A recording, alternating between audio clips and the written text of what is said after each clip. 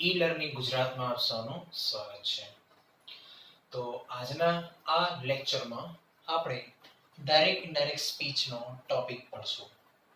વિદ્યાર્થી મિત્રો, direct indirect સ્પીચનો જે ટોપિક છે તે ધોરણ 10 માં 3 માર્ક્સનો, ધોરણ 11 માં 4 માર્ક્સનો અને ધોરણ 12 માં 4 માર્ક્સનો પૂછવામાં આવતો હોય છે.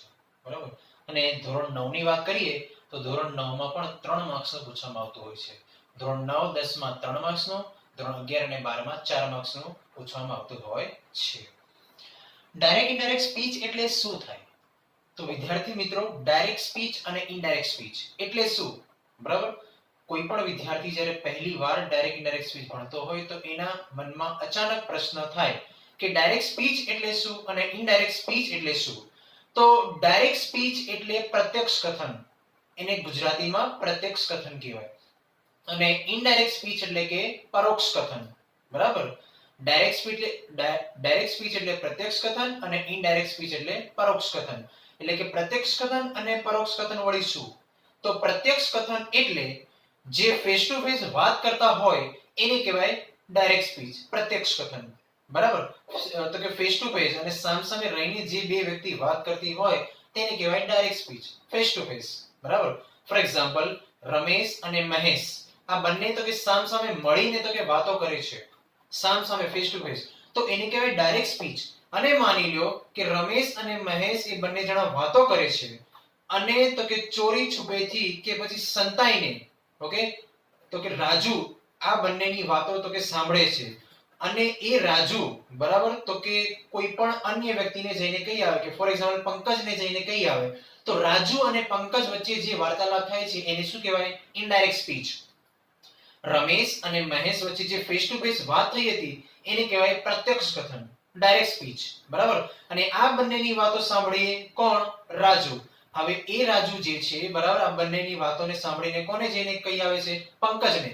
તો રાજુ અને પંકજ વચ્ચે જે વાર્તાલાપ થાય છે તેને શું કહેવાય? ઇનડાયરેક્ટ સ્પીચ, પરોક્ષ કથન.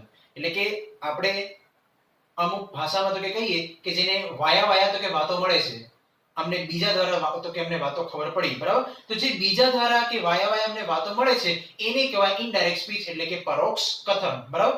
તો આ તમને પરીક્ષામાં ડાયરેક્ટ સ્પીચનો જે ડાયલોગ તમને આપેલો હોય છે, બરાબર, ધોરણ 9 અને 10 માં 3 લાઈનનો ડાયલોગ હોય છે, જ્યારે 11 અને 12 માં 4 લાઈનનો ડાયલોગ હોય છે. બરાબર? તો આ ડાયરેક્ટ સ્પીચના ડાયલોગને આપણે, બરાબર, પેરેગ્રાફના સ્વરૂપમાં ઇનડાયરેક્ટ સ્પીચમાં ફેરવવાનું હોય છે. તો હવે ડાયરેક્ટ સ્પીચના, બરાબર, તો કે આ પેરેગ્રાફને ઇનડાયરેક્ટ સ્પીચમાં ફેરવતી વખતે આપણે થોડા ઘણા નિયમો આપણે યાદ રાખવાનું હોય છે કે જે તમને ખ્યાલ છે. ઓકે, તો લેટ્સ સ્ટાર્ટ કરીએ આપણે ડાયરેક્ટ ઇનડાયરેક્ટ સ્પીચના નિયમો. જો ડાયરેક્ટ સ્પીચમાંથી ઇનડાયરેક્ટ સ્પીચમાં રૂપાંતર કરવાની 7 રીત છે. ડાયરેક્ટ સ્પીચમાંથી ઇનડાયરેક્ટ સ્પીચમાં રૂપાંતર કરવાની ટોટલ 7 રીત છે. બરાબર? કઈ કઈ રીત છે તો એ જો. Affirmative sentence. અફર્મેટિવ સેન્ટેન્સને ગુજરાતીમાં શું કહેવાય? વિધાન વાક્ય. અફર્મેટિવ સેન્ટેન્સને ગુજરાતીમાં શું કહેવાય? વિધાન વાક્ય. બરાબર? Next, interrogative sentence. Interrogative. Interrogative sentence જેને ગુજરાતીમાં કહેવાય છે પ્રશ્નાર્થ વાક્ય. જેને ગુજરાતીમાં કહેવાય છે પ્રશ્નાર્થ વાક્ય. ત્રીજું, એક્સક્લેમેટરી સેન્ટેન્સ. એક્સક્લેમેટરી સેન્ટેન્સ જેને ગુજરાતીમાં કહેવાય છે ઉદ્ગાર વાક્ય. નેક્સ્ટ, ચોથું, ઓક્ટેટિવ સેન્ટેન્સ જેને ગુજરાતીમાં કહેવાય છે શુભેચ્છા દર્શક વાક્ય. જેને ગુજરાતીમાં કહેવાય છે શુભેચ્છા દર્શક વાક્ય. પાંચમું, ઇમ્પેરેટિવ સેન્ટેન્સ જેને ગુજરાતીમાં કહેવાય છે આજ્ઞાર્થ વાક્ય. છઠ્ઠું, લેટ સેન્ટેન્સ. બરાબર? આનો કોઈ ગુજરાતી અર્થ નથી મિત્રો, બટ લેટ નો ગુજરાતી અર્થ તમને ખબર છે. લેટ શું છે? એ ક્રિયાપદ છે, વર્બ છે, જેનું ત્રણે ત્રણ રૂપ તો કે સેમ થાય છે, લેટ લેટ લેટ. બરાબર? તો લેટ નો ગુજરાતી અર્થ તો કે શું થાય છે? વિનંતી, પરવાનગી. ઓકે, પરમિશન જેવો અર્થ તો કે થતો હોય છે. બરાબર? વિનંતી જેવો. Next, let's. બરાબર? લેટ્સ નો પણ અહીંયા કોઈ ગુજરાતી અર્થ છે નહીં. તો લેટ અને લેટ્સ આ બંનેના કોઈ ગુજરાતી અર્થ છે નહીં. આવી ટોટલ 7 રીત તો કે તમારે ડાયરેક્ટ ઇનડાયરેક્ટ સ્પીચમાં ભણવાની હોય છે. બરાબર. આ જે 7 રીત છે એકદમ ઈઝી છે વિદ્યાર્થી મિત્રો.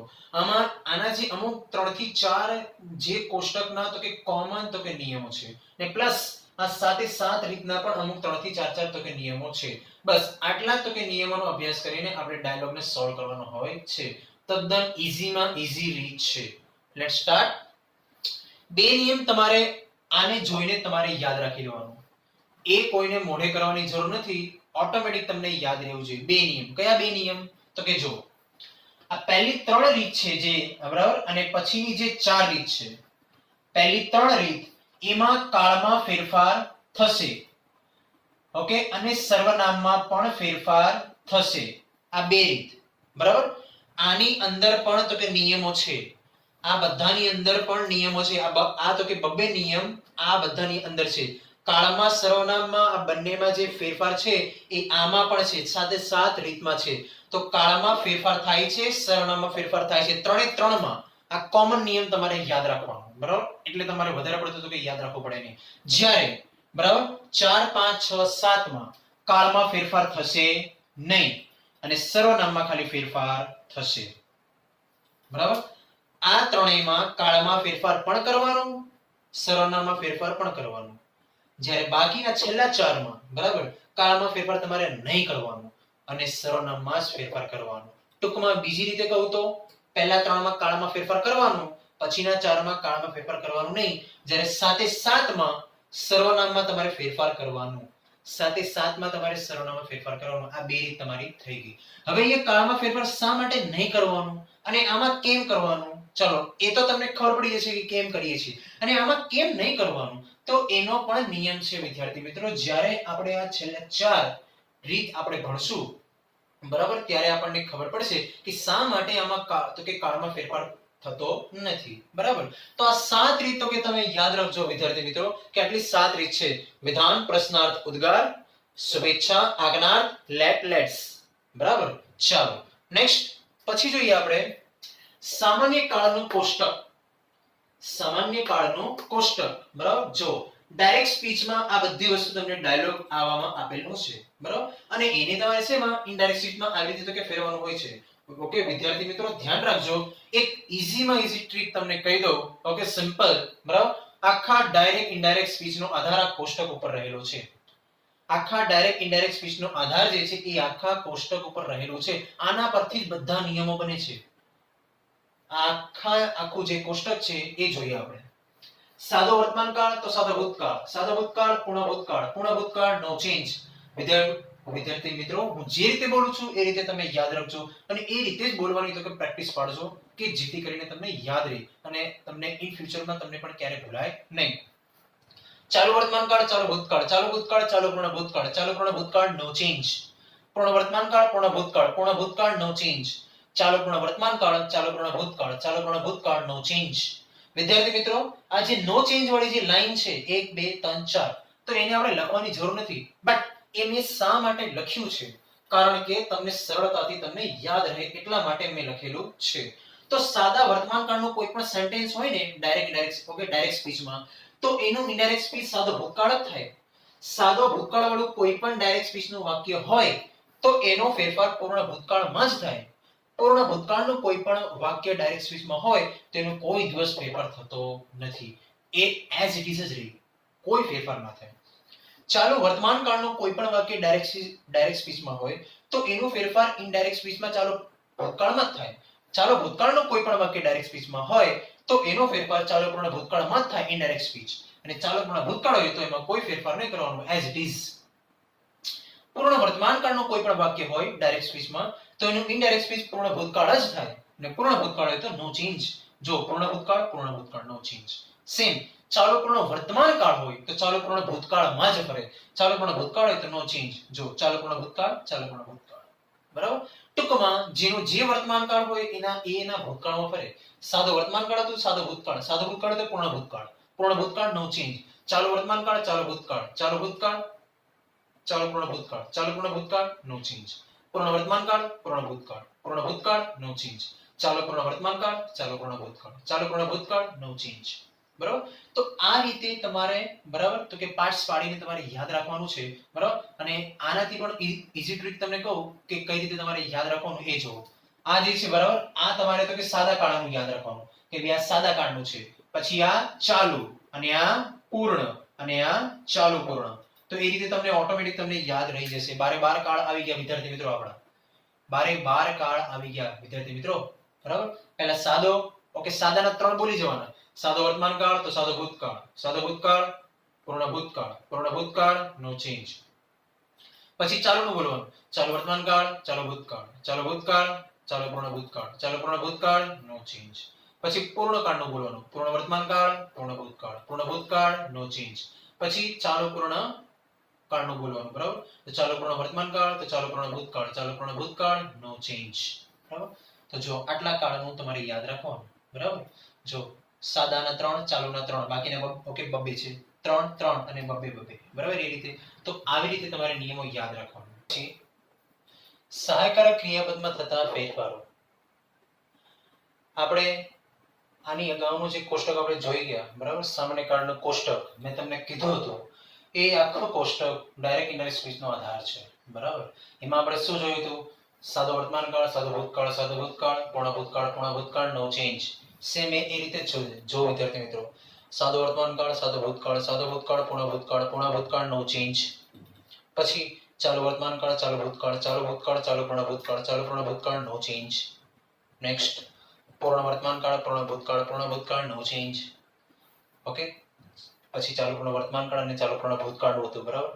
હેવેસ plus been plus ING, haves plus been plus v3 એ રીતે. બરાબર. Next do does plus v1, did plus v1, did plus v1, had plus v3. આ ક્યાં છે? સાદો વર્તમાન કાળ, સાદો ભૂતકાળ, સાદો ભૂતકાળ, પૂર્ણ ભૂતકાળ, પૂર્ણ ભૂતકાળ, નો change.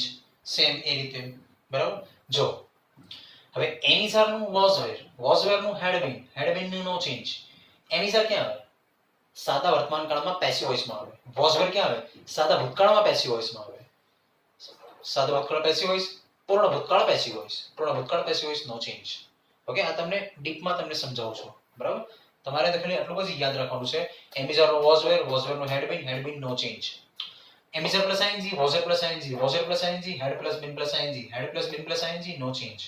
Am is are plus v3, was were plus v3, was were plus v3, had plus been plus v3, had plus been plus v3, no change. ટૂંકમાં વિદ્યાર્થી મિત્રો જો જ્યાં જ્યાં એમિઝાર હોય ત્યાં તમારે શું મૂકવાનું? વોઝવેર. જોઈ લો. જ્યાં જ્યાં વોઝવેર હોય તો ત્યાં તમારે હેડબીન મૂકવાનું. જ્યાં હેડબીન હોય ત્યાં તમારે કાંઈ નહીં કરવાનું. બરાબર. આ એક જ છે આખો. આ જસ્ટ તમને તો કે સમજાવેલું છે. બરાબર. જો હવે આ એમિઝાર પ્લસ આઈએનજી ક્યાં આવે? ચાલુ વર્તમાન કાળ એક્ટિવ વોઇસ તો ચાલુ ભૂતકાળ એક્ટિવ વોઇસ, ચાલુ ભૂતકાળ એક્ટિવ વોઇસ તો ચાલુ પૂર્ણ ભૂતકાળ એક્ટિવ વોઇસ. બરાબર. એ રીતે જે કાળ જે વોઇસ એના એ કાળ એ વોઇસમાં જ ફરે. Next do does plus v1, did plus v1. બરાબર. આ વસ્તુ પોસિબલ તો કે ક્યારે થાય? વિધાન વાક્યમાં. બરાબર. આ વસ્તુ ફર્સ્ટ વસ્તુ. જ્યારે બીજી વસ્તુ વિધાન અને પ્રશ્નાર્થમાં બંનેમાં તો કે ફોલો થાય. બીજી ત્રીજી. જ્યારે આ પહેલી વસ્તુ માત્ર ને માત્ર વિધાન વાક્યમાં ફોલો થાય. બરાબર. જો do does plus v1, did plus v1, did plus v1, had plus v3, had plus v3, no change. બરાબર. જ્યાં ડુડેસ હોય ત્યાં એનું ડીડ થાય, જ્યાં ડીડ હોય ત્યાં એનું હેડ થાય, હેડ થાય, નો ચેન્જ. એ રીતે do does plus not plus v1, did plus not plus v1, did plus not plus v1, had plus not plus v3, had plus not plus v3, no change. બરાબર. અહીંયા જો નોટ છે, નકાર છે અને આ વિધાન છે. બરાબર. Haves plus v3, okay had plus v3, had plus v3, no change. Next સેલબિલનું બોર્ડ. વિદ્યાર્થી મિત્રો યાદ રાખજો અહીંયા શેલનો કોઈ શોડ નહીં કરતા. બરાબર. શેલનો પણ વુડ થાય અને વિલનો પણ વુડ થાય. Can, could, may, might, should, would, could, might, must, no change. આ બધું જો તમને ડાયરેક્ટ સ્પીચમાં આપ્યું હોય બરાબર એમાં કોઈ ફેરફાર નહીં કરવાનો. બેઠું તમારે મૂકી દેવાનું as it is, no change. કોઈ ફેરફાર કરવાનો હોતો નથી. બરાબર. હવે આ વિદ્યાર્થી મિત્રો આ જે તમને અત્યારે તો કે નિયમો ચલાવ્યા છે એ નિયમો બરાબર તમારે આની જો પીડીએફ તમારે મેળવવી હોય તો નીચે ડિસ્ક્રિપ્શન લિંકમાં આની પીડીએફ મૂકેલી છે. તો એ લિંકને તમે ડાઉનલોડ કરીને બરાબર ત્યાંથી તમે પીડીએફ તમે મેળવી શકો છો. બરાબર. અને આવા ને આવા તો કે નિયમો અને જે ડાયલોગ છે એને જોતા રહેવા માટે અમારી ચેનલને લાઈક અને સબસ્ક્રાઇબ